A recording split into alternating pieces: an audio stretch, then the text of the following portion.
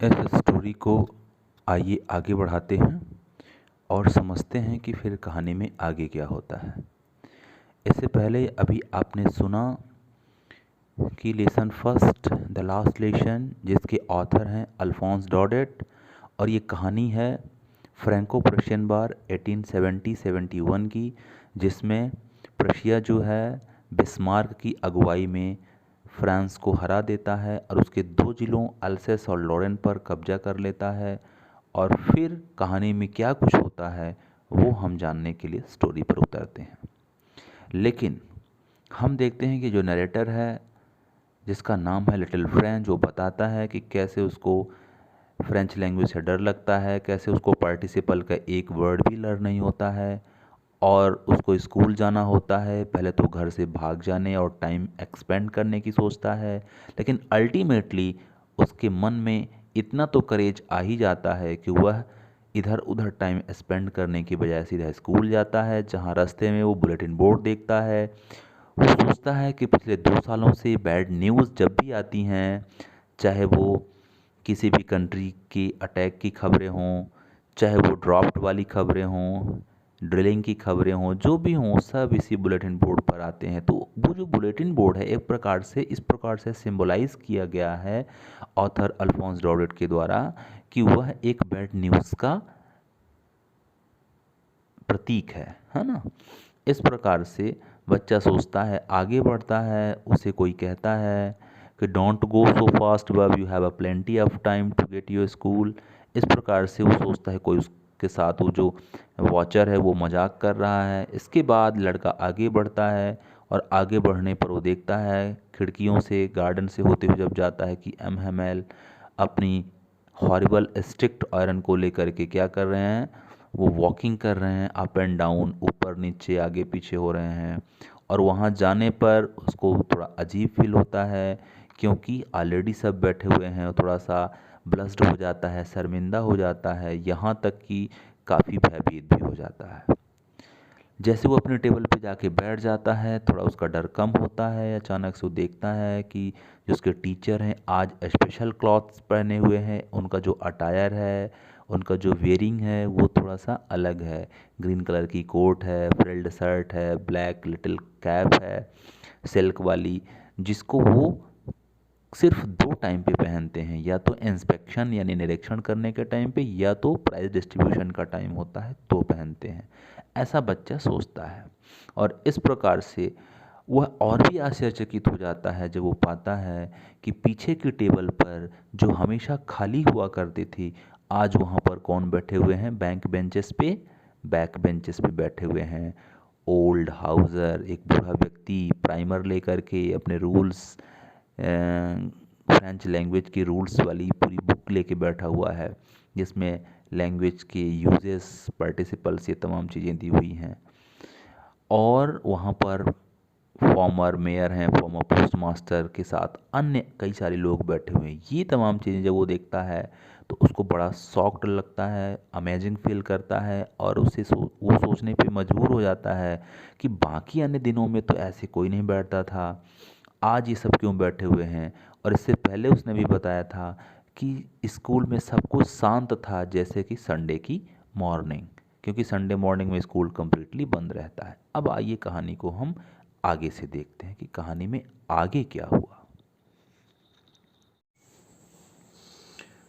Author लिखता है और नरेटर कहता है कि while I was wondering about it all, जब मैं इन तमाम चीज़ों के बारे में क्या कर रहा था, आश्चर्यचकित हो रहा था। M Hamel mounted his chair, M Hamel अपनी चेयर पे बैठ गए, चढ़ गए। माउंटेड का मतलब है चढ़ना, है ना। माउंट काफ़ी ऊंचाई वाली जगह होता है, माउंट एवरेस्ट, है ना, माउंट। तो यहाँ माउंट वर्ब की तरह इस्तेमाल हुआ है, इसका मतलब है चढ़ जाना। M Hamel mounted his chair, वो अपनी चेयर पर चढ़ जाते हैं। And in the same grave and gentle tone which he had used to me, और जिस ग्रेव और जेंटल टोन से उन्होंने अभी इससे पहले मुझे कहा था कि आज हम तुम्हारे बिना स्कूल शुरू करने वाले थे, जाओ अपने डेस्क पे बैठ जाओ, उसी जेंटल टोन में उन्होंने क्या किया, आगे कहना शुरू किया है। क्या my children this is the last lesson I shell give you. मेरे बच्चों आज ये आखिरी लेसन है जो मैं आप सबको दूंगा।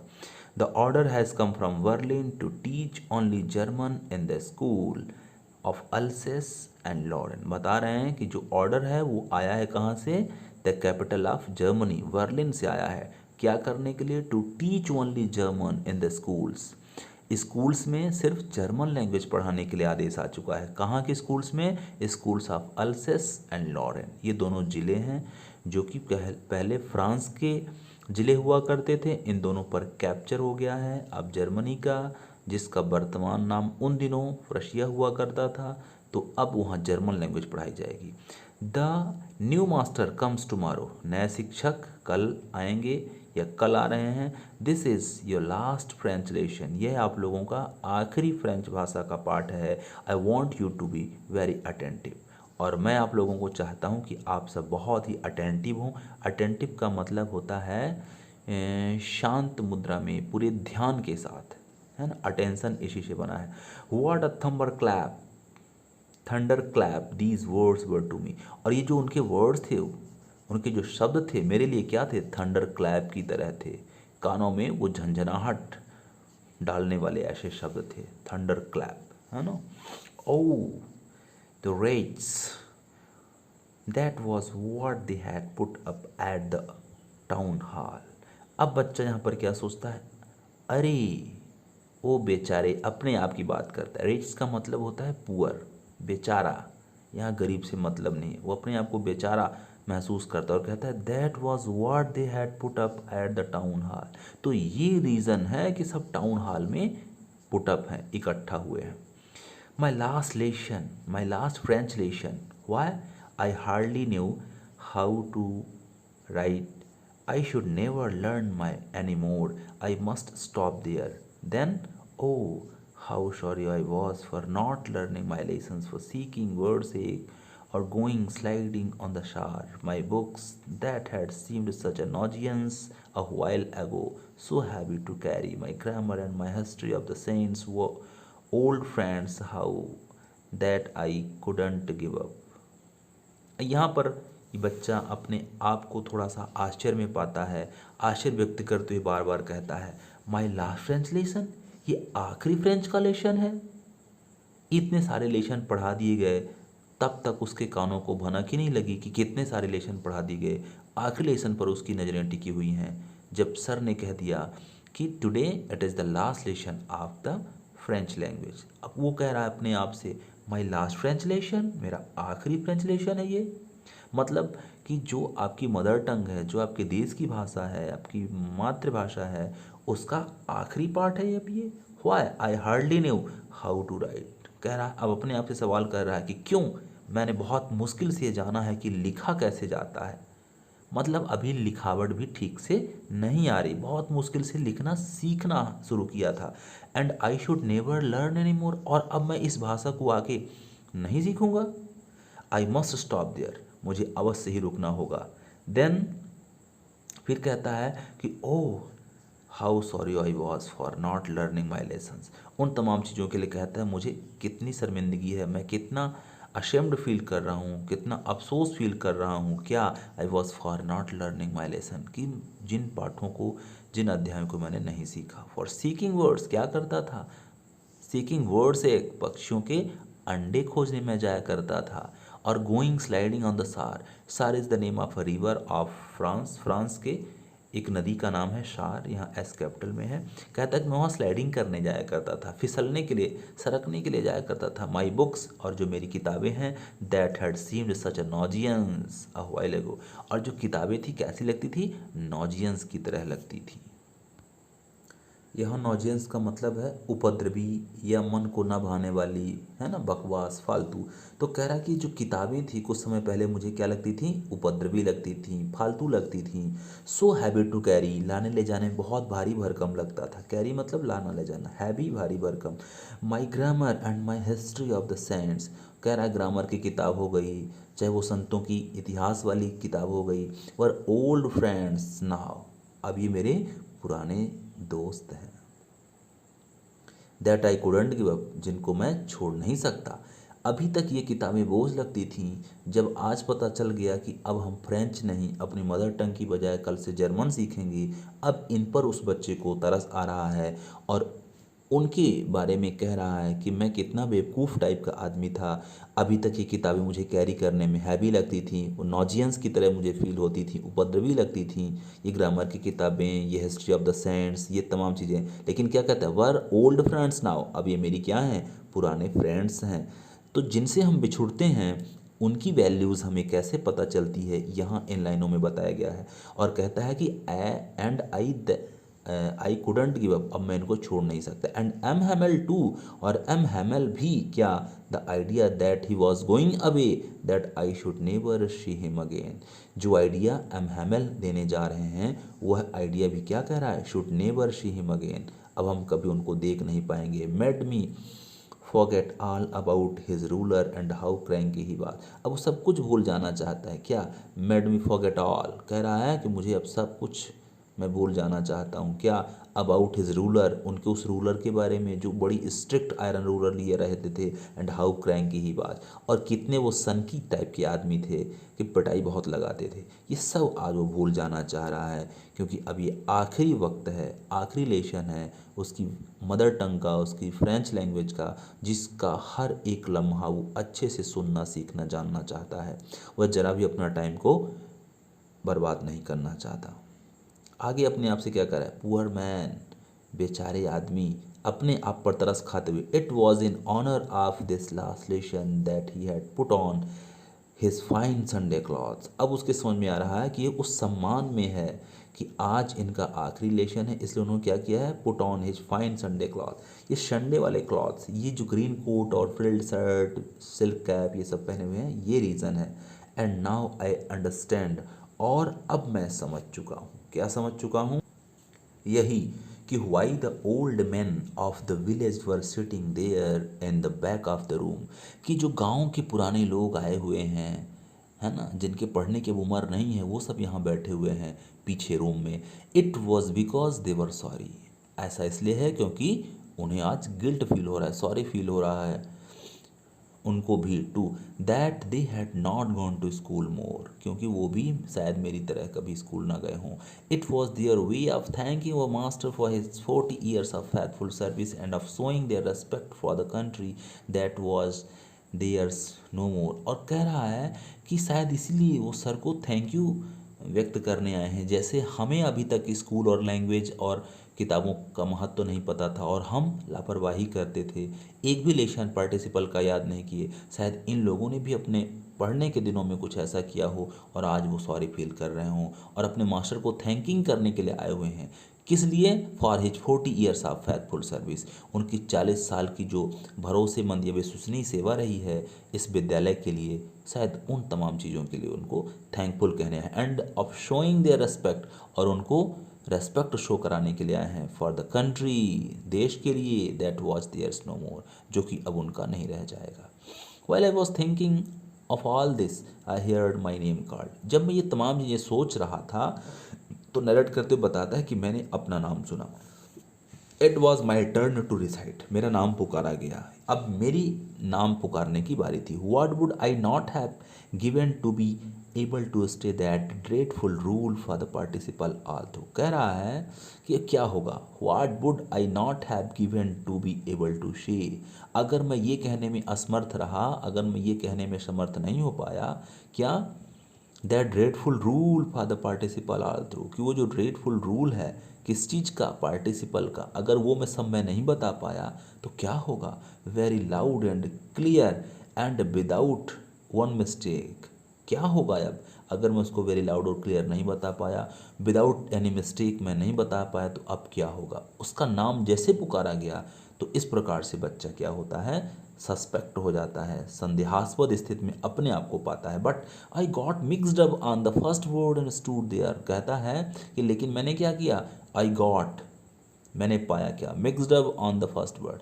जो पहला वर्ड था वो कैसा था, मिक्सअप था, किस चीज़ के लिए, अंडरस्टूड देयर, और मैं वहाँ खड़ा हो गया, holding on to my desk, अपने डेस्क को पकड़ के, अपने टेबल को पकड़ के, माई हार्ट बीटिंग, हार्ट क्या कर रहा था, बीटिंग कर रहा था, and not daring to look up, और ऊपर देखने की हिम्मत नहीं हो रही थी, because I have not learn anything, that is why I was not able to look up. Okay, ये साहस नहीं था कि मैं ऊपर की तरफ देख सकूं, सर की नज़रों में नज़रें मिला सकूं। कहता कि आई हेड एम हेमल से टू मी, मैंने सुना कि एम हेमल ने मुझसे कहा क्या, I won't scold you little friend, little friend मैं तुम्हें डांटूंगा नहीं, you must feel bad enough, तुम बहुत ज़्यादा बैड फील कर चुके हो। शी हाउ इट इज़, देखो every day we have said to our self, हर दिन हम अपने आप से कहते हैं, क्या कहते हैं, वाह, I have plenty of time, अरे अभी तो हमारे पास बहुत सारा समय है, I will learn it tomorrow, हम इसे कल पढ़ लेंगे, and now you see where we have come out, और आज देखो हम कहाँ पर पहुँच चुके हैं।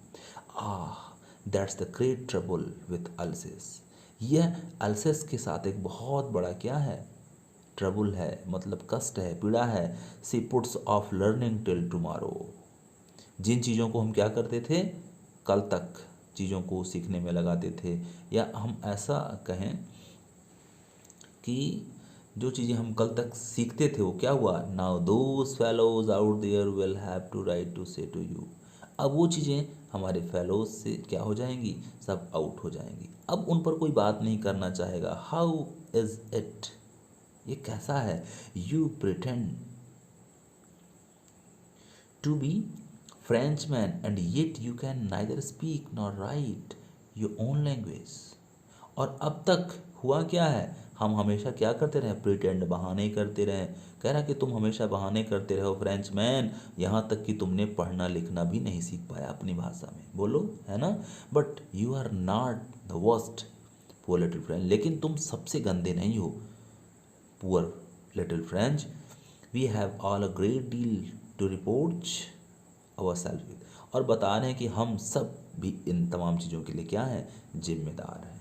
कैसे, your parents were not anxious enough, यहाँ पर देखिए, अब नेक्स्ट लाइन से देखना है, वो क्या बता रहे हैं, कह रहे हैं कि हमारे तुम्हारे जो बीच की कड़ी हैं, कौन, parents, your parents were not anxious, वो भी ज़्यादा चिंतित नहीं थे, काहे के लिए, टू हैव यू लर्न, तुम्हारे सीखने पर, तुम्हारे पढ़ने पर, they prefer to put you to work on the farm और एट द मिल्स, वो क्या प्रेफर करते थे, किस चीज़ को प्राथमिकता देते थे, पुट यू टू वर्क, काम करने के लिए तुम्हारे, कहाँ, अ फॉर्म, एक फॉर्म में, है ना, खेतों में काम करने के लिए, और एट द मिल्स, या फिर कल कारखानों में, मिल मतलब कारखाने, है ना, so as to have a little more money, ताकि वो क्या कर सकें, थोड़ी और मनी कमा सकें और पैसे, एंड आई, और मैं अपने बारे में एम हेमल बताते, and I have been to blame also, मेरे ऊपर भी ब्लेम होना चाहिए, क्यों होना चाहिए, कह रहे हैं कि have I not often sent you to water flowers instead of learning your lessons, क्या मैं तुम लोगों को वाटर डालने के लिए, यानी कि पानी डालने के लिए फ्लावर्स में नहीं भेज देता था, है ना, वाटरिंग द प्लांट्स के लिए नहीं भेज देता था, किसकी जगह पे, इंस्टीड ऑफ लर्निंग, पढ़ने की जगह पर, योर लेसन, तुम्हारे लेसन पढ़ने की जगह पर, क्या मैं तुम लोगों को पौधों में, फ्लावर्स में पानी डालने के लिए नहीं भेज दिया करता था, so it was fault of my side, ये मेरी तरफ से फॉल्ट था। और आगे कहते हैं कि and when I wanted to go fishing, और जब मैं कभी फिशिंग करने की मेरी इच्छा होती थी, मछली पकड़ने की इच्छा होती थी, did I not just give you holiday, क्या मैं तुम लोगों को छुट्टी नहीं दे दिया करता था। Then from one thing to another M. Hamel went on to talk of the French language, saying that it was the most beautiful। अब यहाँ पर जो M. Hamel है वो बता रहे हैं, क्या बता रहे हैं, from one thing to another, एक से लेके दूसरी चीज़ें, क्या, M. Hamel went on to talk, हर वो चीज़ पर बात करना चाह रहे हैं आज जो उन्होंने कभी नहीं किया था, या उन्होंने भी इन तमाम चीज़ों को हल्के में लिया था, जितना उनकी कैपेसिटी थी, जितना उनका नॉलेज था, वो सब बच्चों को जो उन्हें बता देना चाहिए था उन्होंने भी नहीं बताया, वो भी छुट्टियां मारते रहे, वो भी अपना काम बच्चों से करवाते रहे लर्निंग की जगह पर। अब आज वो क्या कहते हैं, वो हर चीज़ बताना चाहते हैं फ्रेंच लैंग्वेज के बारे में, saying that it was the most beautiful, वो ये कहते हुए कि सबसे ब्यूटीफुल लैंग्वेज अगर कोई है तो क्या है, फ्रेंच लैंग्वेज है, most beautiful language in the world, वो बता रहे हैं संसार में सबसे खूबसूरत भाषा है। और अपनी मदर टंग, चाहे आप किसी भी कंट्री के हों, इंडिया के हों, तो हिंदी आपकी most beautiful language of the world है। फ्रेंच में आप रहने वाले हैं, फ्रांस में रहने वाले हैं, तो फ्रेंच आपकी beautiful language of the world है। जिस भी कंट्री में आप रहते हैं, आपकी लैंग्वेज दुनिया की सबसे खूबसूरत भाषा होती है। द क्लियरेस्ट, सबसे साफ सुथरी, द मोस्ट लॉजिकल, सबसे तार्किक, that we must guard it among us and never forget it. और जिसको क्या करें कि हमें क्या करना चाहिए, गार्ड, सुरक्षित रखना चाहिए हमारे बीच में, जिसको हमें कभी भूलना नहीं है।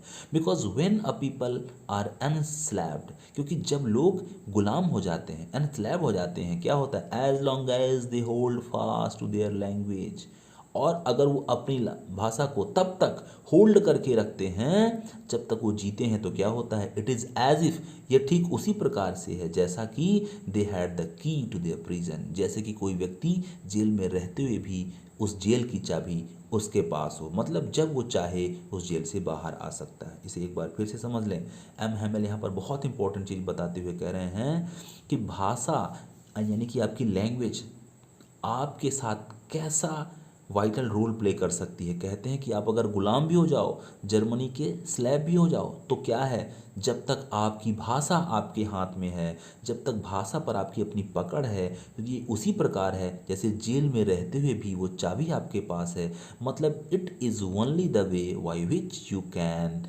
Keep out from such kind of prison.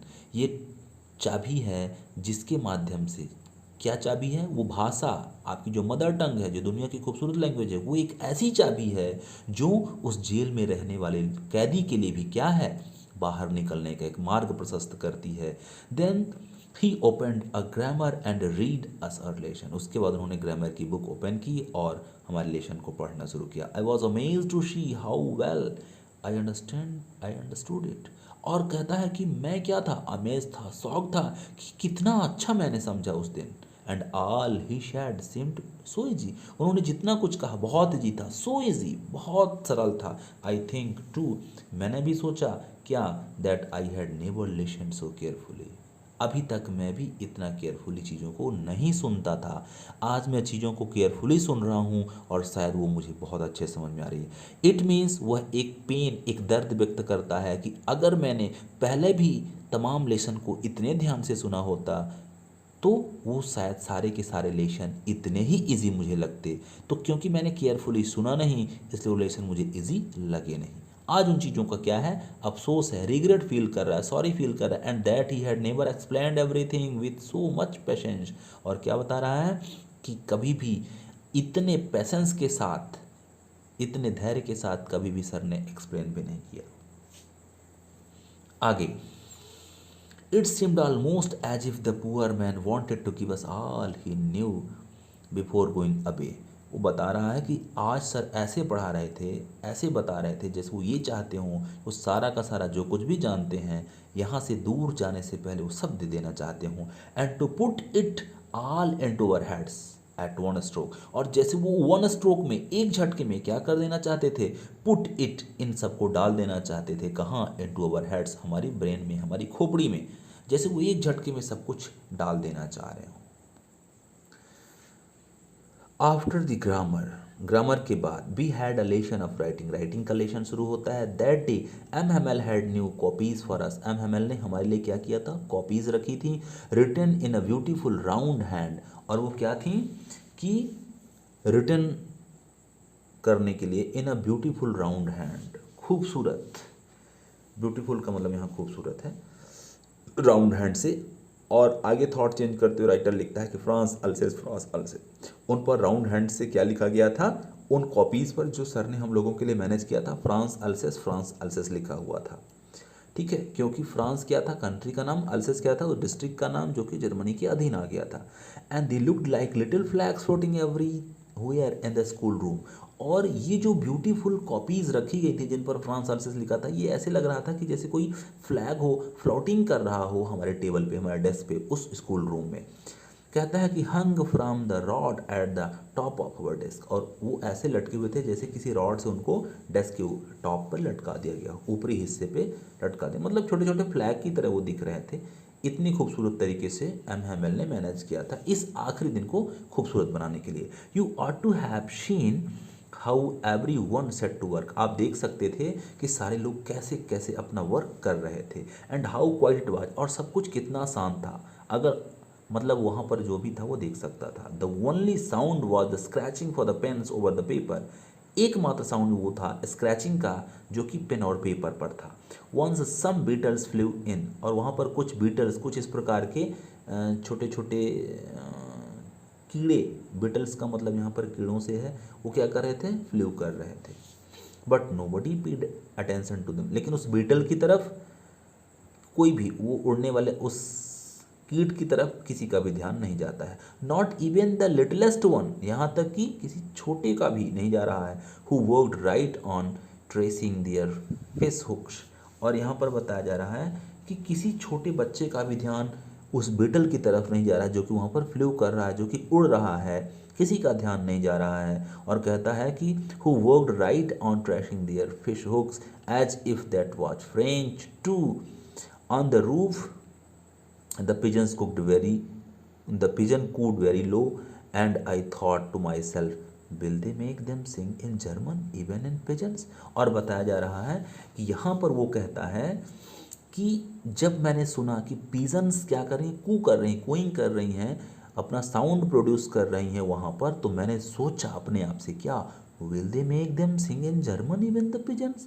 क्या वो लोग भी कल से जर्मन लैंग्वेज में गाना गाएंगे, जर्मन लैंग्वेज में कोइंग करेंगे। कौन, पिजन्स, कबूतर भी। मतलब कि हम लोगों के लिए तो बर्लिन से ऑर्डर आ गया है कि अब कल से हमें जर्मन लैंग्वेज पढ़ाई जाएगी, तो क्या ये जो पक्षी हैं, जो पिजन्स हैं, जो कोइंग कर रहे हैं, क्या ये भी कल से कोइंग करेंगे तो जर्मन लैंग्वेज में करेंगे, ऐसा वो लिटिल फ्रेंच सोचता है। यहाँ से क्वेश्चन बन सकता है, whenever I looked up from my writing I saw M Hamel sitting motionless in his chair and gazing first at one thing then at another. बताया जा रहा है कि जब हमने क्या देखा, लुकड अप, ऊपर की तरफ देखा, तो हमने क्या पाया, अपनी राइटिंग से खाली होकर के जब हमने ऊपर की तरफ देखा तो हमने देखा कि एम हैमेल बैठे हुए मोशनलेस, मतलब कि उनके बॉडी में किसी भी प्रकार की जान जैसे नहीं है, वह निस्तेज बैठे हुए हैं, इन हिज चेयर, अपनी कुर्सी में, gazing first at one thing and then at another, मतलब एक एक चीज़ों पर उनकी नज़रें गेजिंग कर रही हैं, टकटकी लगाए हुए हैं, और कह रहा एक के बाद दूसरी पर उनकी नज़रें अचानक से टिक जाती हैं, एज इफ, जैसे कि वो क्या करना चाह रहे हैं, he wanted to fix in his mind, जैसे कि वो अपने माइंड में हर एक चीज़ को फिक्स कर लेना चाहते हैं, उन मेमोरीज़ को, उन यादों को। How everything looked in that little school room, कि वो कैसे इस छोटे से स्कूल रूम में वो चीज़ें दिखती हैं, उनको अपनी आंखों में कैद कर लेना चाहते हैं इस मोमेंट को। Fancy for 40 years he had been there in the same place. अब यहाँ पर बताया जा रहा है कि वो जो फैंसी है, वो जो इमेजिनेशन है, 40 सालों की उनकी सेवाओं के साथ में इसी प्लेस पर उन सबको अपनी नज़रों में बसा लेना चाहते हैं। विद हिज गार्डन, उनका जो गार्डन है, outside the window and his class in front of him, और उनकी मतलब गार्डन कहाँ है, आउटसाइड द विंडो, विंडो के बाहर की तरफ, एंड हिज क्लास, और उनकी जो क्लास है, इन फ्रंट ऑफ हिम, उनके ही सामने, just like that only the desk and benches had been worn smooth, और सिर्फ क्या चीज़ें स्मूथ हैं, डेस्क और बेंचेस। द वॉलनट ट्रीज, और जो अखरोट के पेड़ हैं, इन द गार्डन, गार्डन में वर टालर, अब वो बड़े हो गए हैं, मतलब कि एम हैमेल के द्वारा ही शायद लगाए गए हों, उनके गार्डन में जो अखरोट के पेड़ थे वो अब बड़े हो गए हैं। And the hop vine that he had planted himself twined about the windows to the roof, और वो भी चढ़ गए हैं ऊपर, कहाँ, बढ़ गए हैं। होप वाइन एक प्रकार की बेल होती है, लता होती है, वो भी कहाँ तक पहुँच गई हैं, windows to the roof, window से होते रूफ तक, छत तक पहुँच गई है। How it must have broken his heart to leave it all, ये तमाम जो मेमोरीज हैं, जो यादें हैं, वो कैसे उनके दिल को विदीर्ण कर रही हैं, तोड़ने जैसी हैं। पुअर मैन, बेचारे। कहता है कि to hear his sister moving about in the room above, और ऊपर उनकी सिस्टर कि मूविंग की आवाज़ आ रही है। पैकिंग देयर ट्रंक्स, वो जैसे अपने संदूक, अपने बॉक्स वगैरह को पैक करे, ट्रंक मतलब यह संदूक से है। For they must leave to country next, जैसे कि वो कल अगले दिन कंट्री को छोड़ देने वाले हैं। But he had the courage to hear every lesson to the very last. बताया जा रहा है कि लेकिन उसके पास साहस था, क्या चीज़, सुनने का, हर एक पार्ट को। अब ये जो आखिरी पल था, आफ्टर द राइटिंग के बाद we had a lesson in history का लेशन आया, मतलब अल्टरनेट एक के बाद एक अलग अलग सब्जेक्ट के लेशन आ रहे हैं। अब उसके बाद हिस्ट्री की बारी थी। And then the babies chanted their ba be bi bo bu. उसके बाद बच्चों ने क्या किया, चैंटेड किया, गाया क्या, बा बेबी बो बू। ये वहाँ के कुछ अल्फ़ाबेट्स होंगे, ये उनको गाया गया है। और बताया जा रहा है कि down there at the back of the room, old Hauser had put on his spectacle and holding his primer in both hands spelled the letters with them। और जो पीछे बैक बेंच पे जो हाउसर बैठा हुआ था, वो जो प्राइमर हाथ में लिए हुए वो व्यक्ति बैठा हुआ था होल्डिंग किए हुए, उसने क्या किया, अपने दोनों हाथों में जो प्राइमर था उसको क्या कर दिया, spelled the letters with them. उसने भी लेटर्स को स्पेल्ड किया। ये कौन से लेटर, बा बे बी बो बू, वो भी बच्चों के साथ में रिपीट कर रहा है। आगे क्या बताया जाता है, आगे बताया जा रहा है कि you could see that he too, आप देख सकते थे कि वह भी क्या कर रहा है, वॉज क्राइंग, वह भी रो रहा था। क्योंकि ये तमाम चीज़ें छूटने का जो इमोशन है वो देखते ही बनता है। His voice trembled with emotion, emotion के साथ उसकी वॉइस ट्रेम्बल हो गई है, कांप रही है, वो प्रॉपर नहीं बोल पा रहा है क्योंकि रो भी रहा है और उन लेटर्स को रिपीट भी कर रहा है जो कि उसकी अपनी खुद की मदर टंग वाले लेटर्स हैं। And it was so funny to hear him that we all wanted to laugh and cry. और ये बहुत ही फनी था ये सुन करके कि हम एट अ टाइम, एक ही वक्त पर दोनों काम करना चाहते थे, लाफिंग भी करना चाहते थे, रोना भी चाहते थे। क्यों लाफिंग, इसलिए सारी चीज़ें क्लियर आ रही थी, समझ में आ रहा था, सब कुछ बहुत अच्छा चल रहा था। क्राई क्यों, क्राई इसलिए क्योंकि आज के बाद से सब कुछ छूट जाएगा। How well I remember it, अब मैं कैसे इन तमाम चीज़ों को याद रख पाऊँगा। द लास्ट लेशन, इस आखिरी पार्ट को, इस बात का भी उसको थोड़ा सा कष्ट था। All at once the crunch clock struck 12, sorry the church clock struck 12। बताया जा रहा है कि तुरंत ही उसी टाइम पर जैसे ये सब मैं सोच रहा था, क्या हुआ, चर्च की जो क्लॉक थी, घड़ी थी, 12 बजाती है।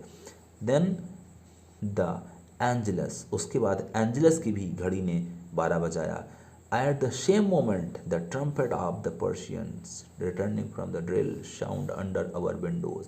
हमारी विंडो के अंदर वो पर्शियन आर्मी की रिटर्निंग का, जो ड्रिल से ड्रिलिंग करके रिहर्सल करके जो वापस आ रहे थे, उसका भी साउंड हमें सुनाई पड़ता है। ट्रम्पेट की आवाज़ सुनाई पड़ती है। ट्रम्पेट मतलब एक प्रकार का बाजा होता है, उसको बजाने का अक्सर सिपाही लोग बजाते हैं, है ना, बैंड बाजे के साथ। M Hemal stood up, M Hemal खड़े होते हैं, वेरी पेल, बहुत मुरझाए हुए, निरुत्साहित, इन हिज चेयर, अपने कुर्सी पे।